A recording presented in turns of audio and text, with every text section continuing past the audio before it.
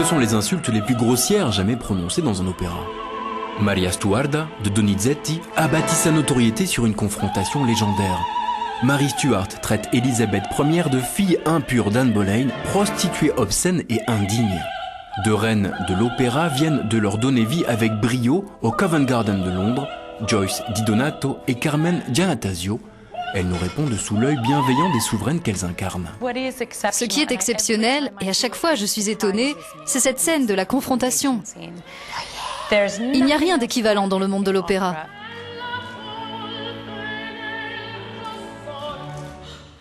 J'aimerais pouvoir remonter le temps pour voir si Donizetti se disait « Ouh, ça va être fort !» Parce que c'était un immense risque de mettre en scène cet opéra et de faire prononcer les mots « ville bâtarde ». Pardonnez-moi, Votre Majesté.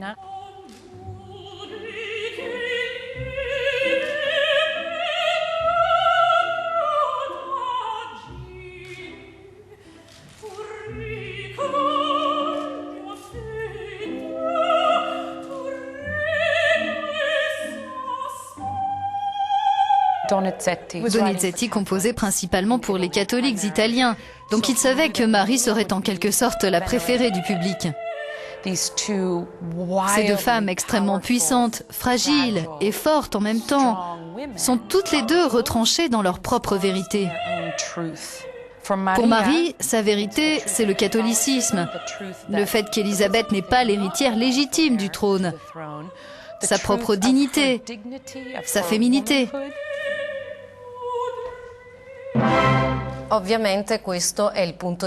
Ça, c'est évidemment le point de vue de Marie, la catholique.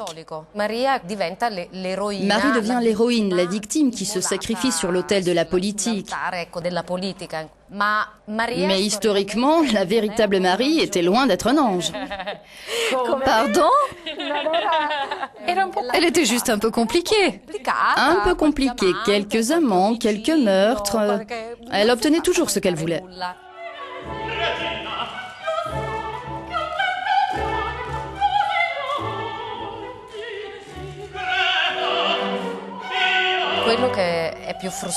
Ce qui est le plus frustrant pour Élisabeth, qui est une femme de pouvoir, c'est une reine. Elle peut tout avoir et elle a tout.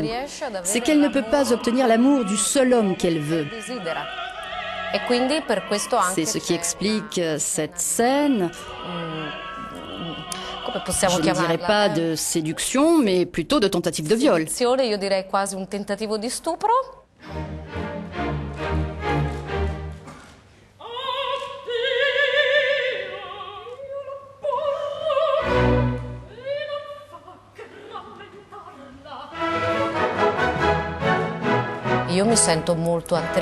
Je me sens vraiment actrice.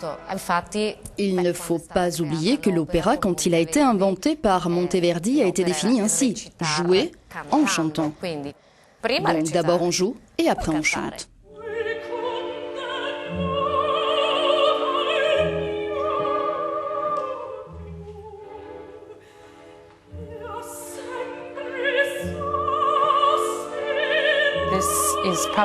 C'est probablement le rôle le plus ambitieux de mon répertoire. C'est ambitieux vocalement, mais aussi certainement d'un point de vue dramatique et émotionnel. Je dois mettre tout ce que je suis dans ce rôle, pour l'incarner comme je le veux.